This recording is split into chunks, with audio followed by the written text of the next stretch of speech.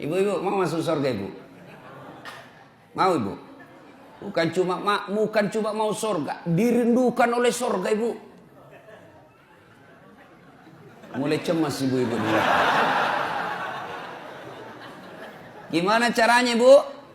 Suruh suami kawin lagi. Oh, langsung dia bilang, banyak jalan menuju surga Ustaz. Memang banyak, tapi macet. Ini jalur pintas, tidak perlu kau tahajud tiap malam. Dia bilang sakit hati sih Ustaz, berat Ustaz. Memang ibu sakit hati, sebab hadiahnya surga. Kalau tidak sakit hati, hadiahnya kipas angin. Ya, berikutnya. Suami harus tahu tanggung jawab kepada istri. Istri harus tahu tanggung jawab kepada suami. Anak melaksanakan kewajibannya kepada orang tua melaksanakan kewajibannya kepada anak. Ada sudah nikah. Pertama, kewajiban istri. Nah, ibu-ibu mau menjadi istri yang soleha? Mau ibu? Kenapa cuma 17? Mau ibu? Nah, ibu kalau mau, nih laksanakan tugas-tugas istri yang soleha. Istri yang soleha itu selalu saya rumuskan menjadi satu kata. Istri yang soleha. Satu kata. Apa itu? Rena. Apa itu Rena Ustadz? Singkatan dari R. E. N. A. H. Rena. Apa itu Rena Ustadz? Satu, ramah. Maka istri yang soleha bertutur kata yang sopan santun kepada suaminya. Bicaranya santun, ngomongnya sopan, maka itulah istri yang baik.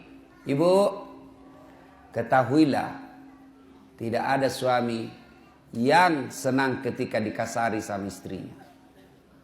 Meskipun istrinya lebih banyak penghasilannya, meskipun istrinya lebih tinggi pendidikannya, meskipun istrinya lebih tinggi status sosialnya, tapi suami merasa saya lakimu, saya suamimu, saya kepala rumah tanggamu, tolong hormati saya.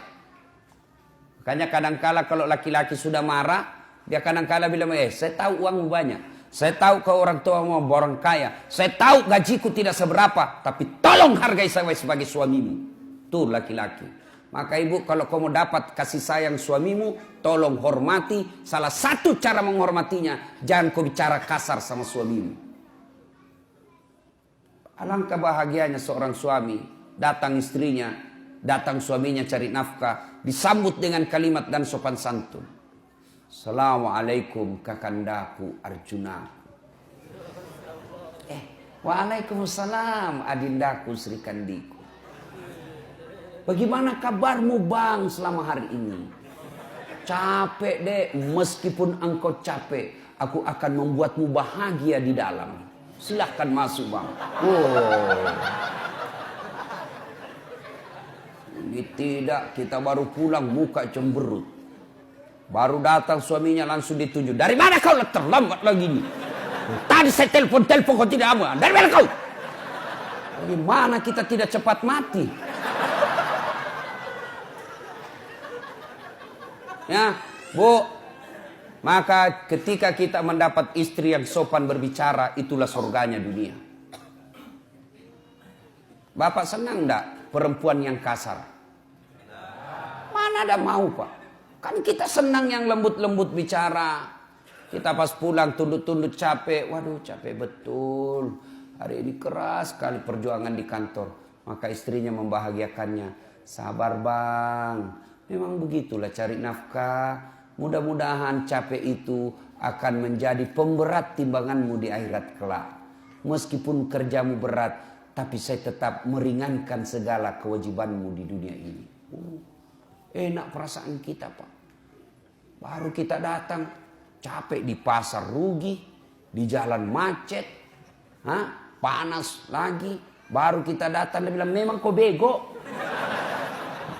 Dagang kau rugi, bawa mobil tabrakan, nggak ada bego. Hancur kita punya harga diri. Dibego-begoi sama istri.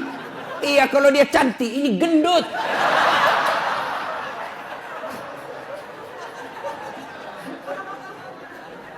Ya.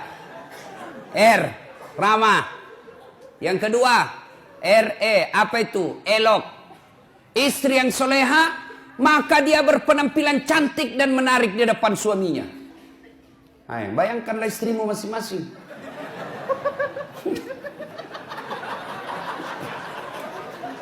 Cantik dah kalau kau di rumah. Oh, saya lihat perempuan akhir zaman sekarang.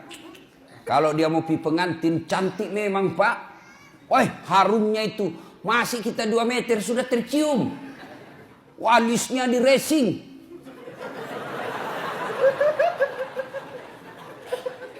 Gitu tuh. Saya lihat tuh di Facebook perempuan sekarang banyak yang palsu, Pak. Alisnya tebal, palsu.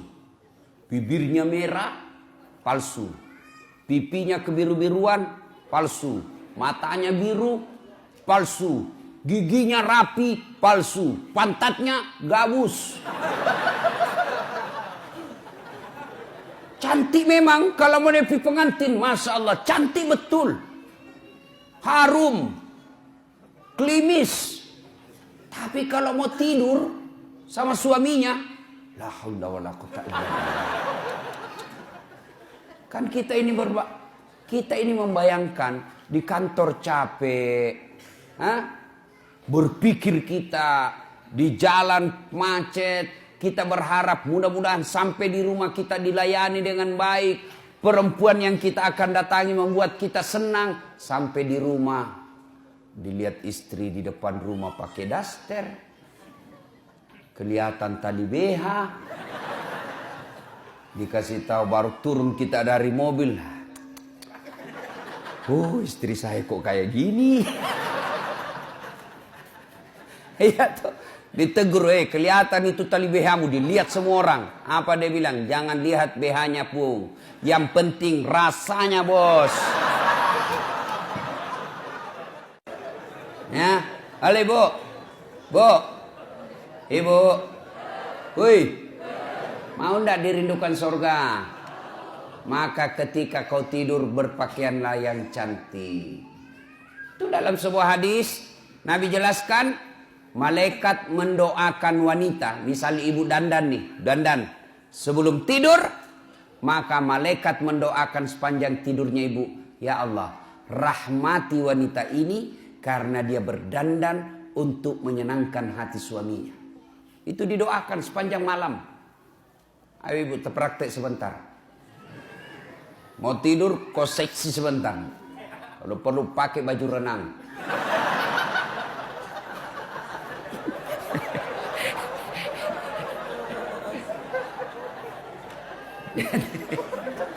Dan juga salah paham. Mentang-mentang sudah dengar, dia sudah cita-cita besok kalau datang suami saya akan penampilan lain dari yang lain.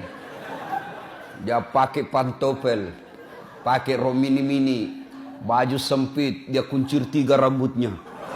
Satu mau datang suaminya, astagfirullah. Kesurupan istri.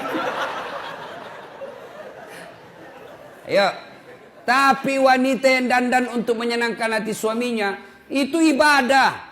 Bahkan wanita soleha itu kata Nabi, mereka yang ketika dipandang oleh suaminya menyenangkan hati suaminya. Tapi sayang perempuan kita sekarang, Pak, terbalik.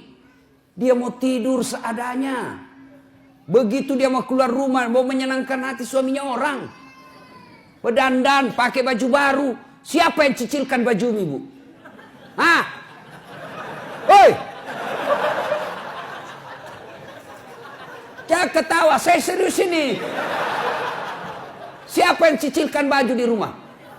Suami. Siapa yang belikan kalian baju? Suami. Lalu kenapa kalian ketika mau tidur kalian pakai seadanya? Ini wanita akhir zaman.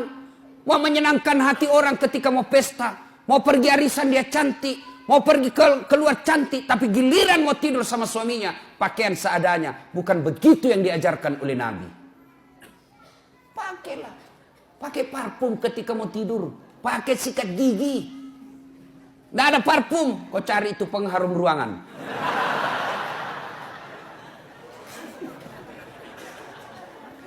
R-E-N. Apa itu N? Nikmat. Istri yang soleha pandai memasak merasakan kesenangan suami. Sayang seribu sayang, wanita zaman sekarang mereka tidak mau belajar masak. Mereka tidak mau belajar masak. Perempuan-perempuan dulu ketika mau menikah dipanggil sama calon mertuanya. Nak, sini kau nak. Itu calon suamimu, anak saya, dia paling senang sayur kangkung. Besok dia marah, nih begini caranya. Ini yang kau bikinkan. Ini maksakan kesenangan anak saya.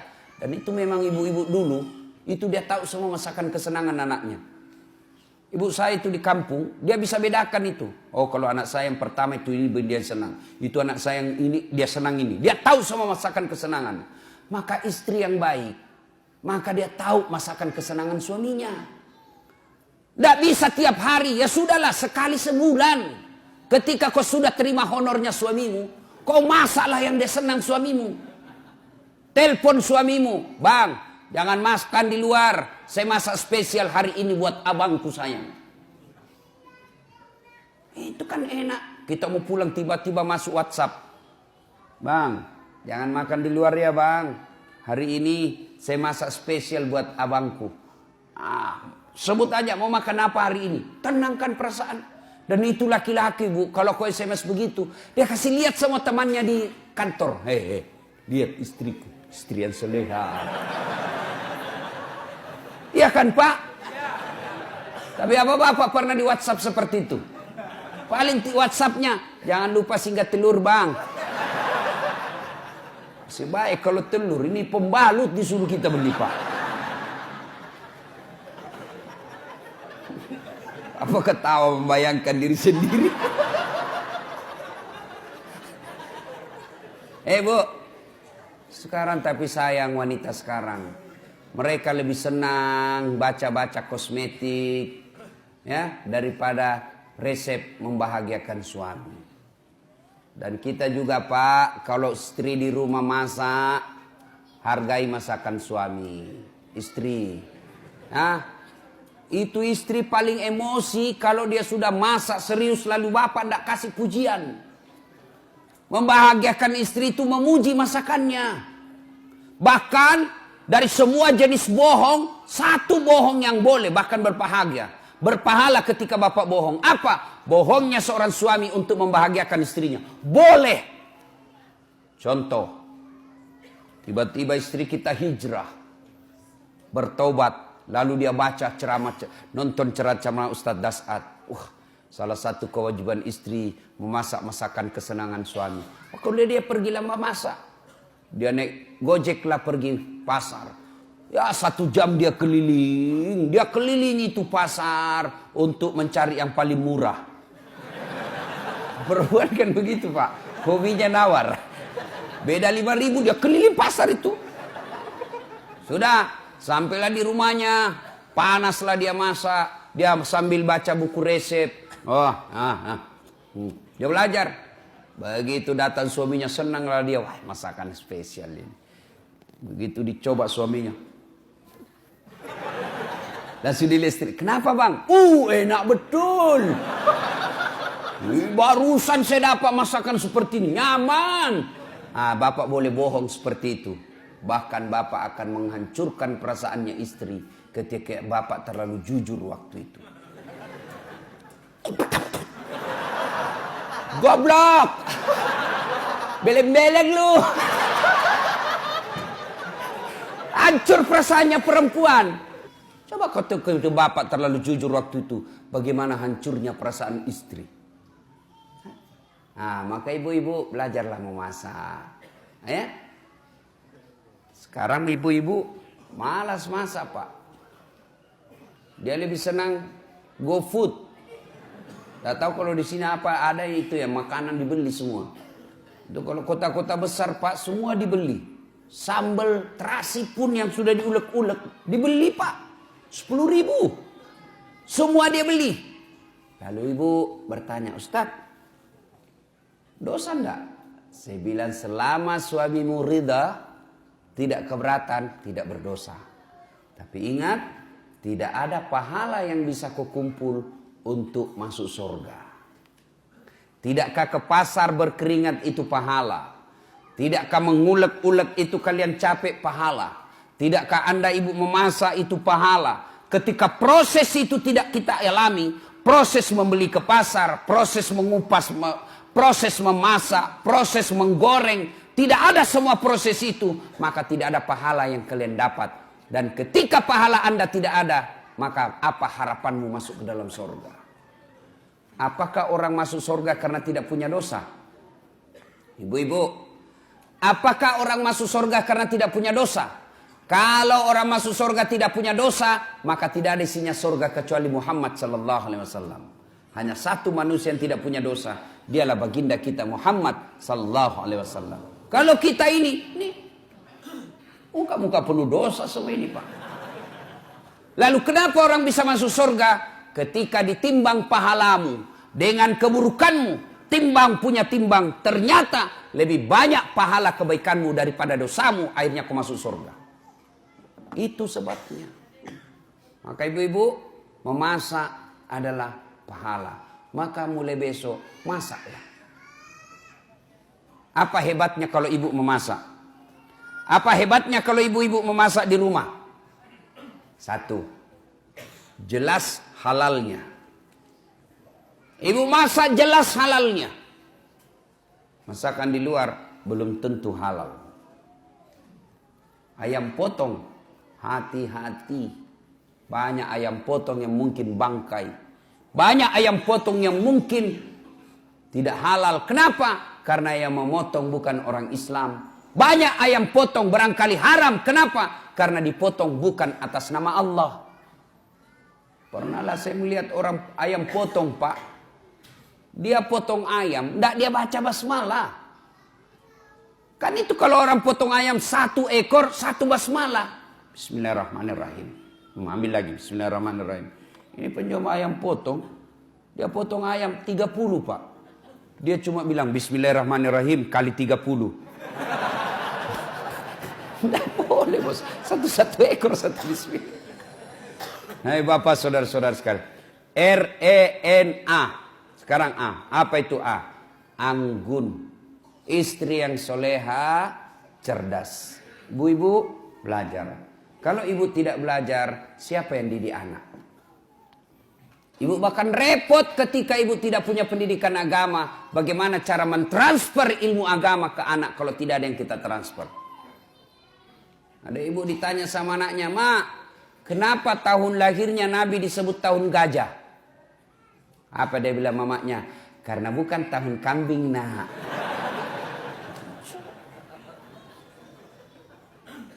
Ilmu ibu untuk mendidik anak. Maka ibu-ibu sekolah kuliah tinggi-tinggi sebenarnya bukan sekedar untuk cari kerja. Ibu-ibu jadi dokter, jadi sarjana, jadi magister, bukan sekedarnya untuk status sosial semata, bukan untuk mempermudah dapat kerja, tapi yang lebih utama ilmu yang ibu dapat di kampus, ilmu yang ibu dapat di uni perkuliahan, tujuannya apa? Untuk mendidik anak-anak di rumah. Jangan lagi berkata, "Wah, rugi saya sekolah tinggi-tinggi tidak jadi pegawai." Tidak ada ruginya menuntut ilmu. Ilmu yang kita dapatkan di bangku kuliah, insya Allah kita akan tiriskan ke anak-anak kita. Harus belajar. Ibu juga kalau tidak belajar, dibodoh-bodohi sama suami. Suaminya alasan rapat, ternyata pergi merapat. Itu kalau ibu beleng-beleng. Yang kelima, istri yang soleha punya sifat H. Apa itu H? Hemat, pandai, mengatur, memanajemen, mengelola keuangan keluarganya. Karena berapa banyak laki-laki akhirnya berurusan dengan aparat hukum dan dihina dan dipermalukan masuk penjara. Gara-gara apa? Istrinya tidak mensyukuri penghasilan suami. Apa kek kau sikat di kantor, Pak?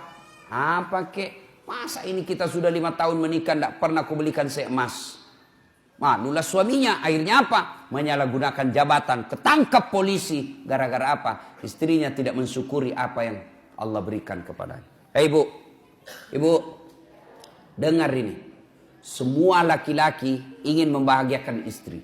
Semua kami laki-laki ingin memberikan apa yang diinginkan oleh istri. Belikan emas, belikan kamar yang baik, kasih sesuatu yang apa yang dia mau. Kasih intan berlian. Tapi apa boleh buat? Rezeki dari Allah, bukan kita yang ngatur, tapi Allah. Sama jenis kerjaan kita, sama pekerjaan kita, sama kantor kita. Tapi demi Allah, rezeki kita masing-masing beda.